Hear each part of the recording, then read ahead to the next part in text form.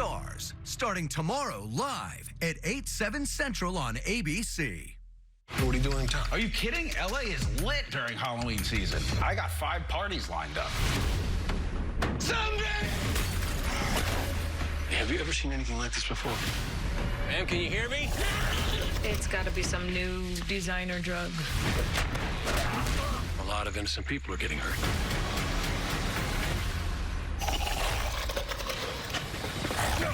The Rookie. New Sunday, October 31st on ABC and stream on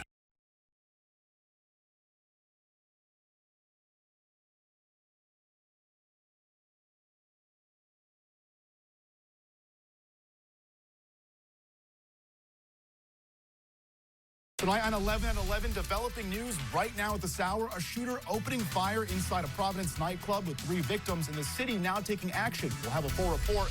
Plus, we have an update on that missing boater in Bristol County with a woman finding him dead.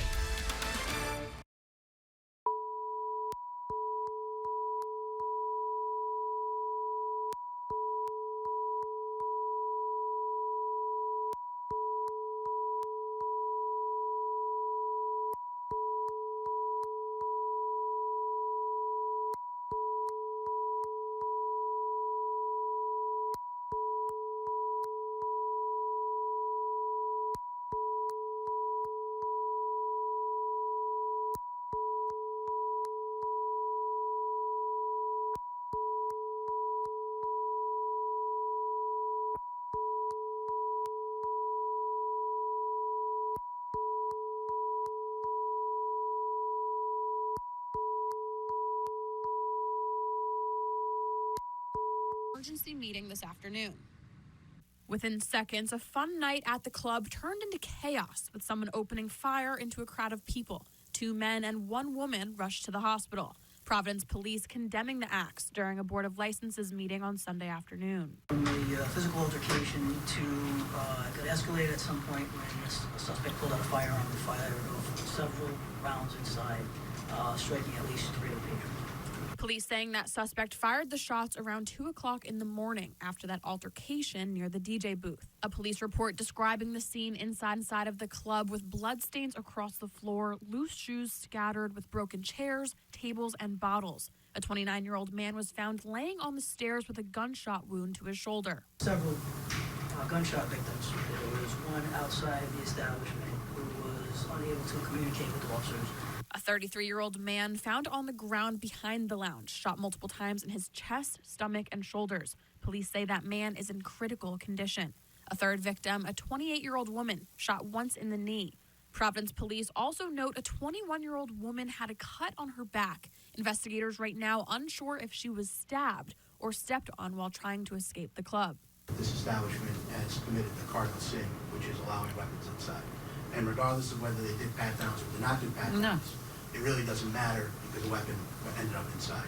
You would think that nowadays with the situations in the city of Providence with so many gunshots that you would be more cautious with the people that you want to come to your business. During an emergency Board of Licenses meeting Sunday afternoon, just hours after the shooting, board members voting unanimously to close the club until at least Wednesday. We usually vote on the side of caution whenever there's an incident, especially of this magnitude. So it's not that like, oh, we want to close everybody down. No, we want people to be alive and to have fun and to go home to their families. While the city decides the future of the club, Providence Police Commander Thomas Verdi telling ABC6 in part, quote, "There have been too many incidents of violence. Revel should never reopen, and the license needs to be revoked permanently. A license is a privilege, not a right."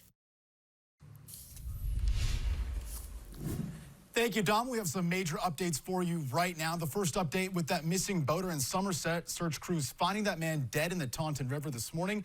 The Somerset Harbor Master reported that a man took a dinghy from the Somerset Yacht Club on Gay Street at about 5 o'clock Friday night and never came back. Firefighters also say the man's car was still in the club's parking lot as of yesterday morning.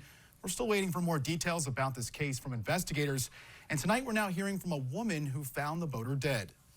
I heard the helicopter hovering So I looked outside and I saw police arriving and divers arriving, and I assumed that it was the missing man. There were reports that a party had boarded a small boat to get out to his larger vessel, and then that smaller boat was found adrift up the river.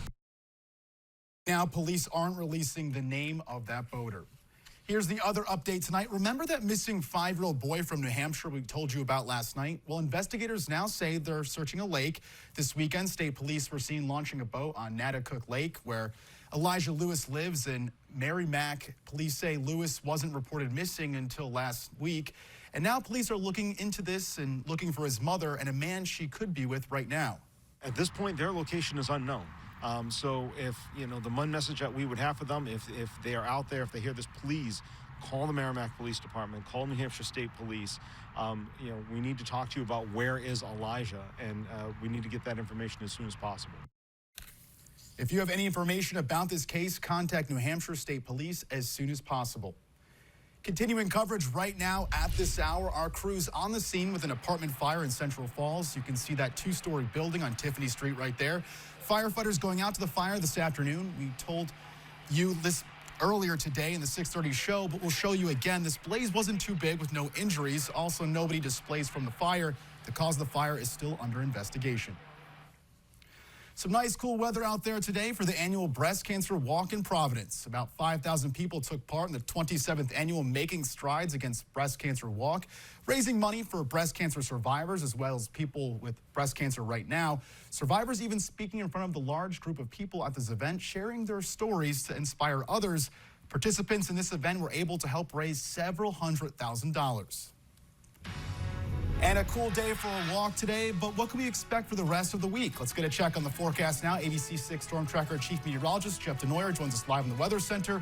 Jeff, what can you tell us? Darren, big changes for today. Obviously, a day yesterday that featured high temperatures near 80 degrees on Saturday. Today, a little cooler. Mid to upper 60s, actually still above average for this time of year, but it's been so mild that a day when it gets back to feeling like a typical October day, all of a sudden it was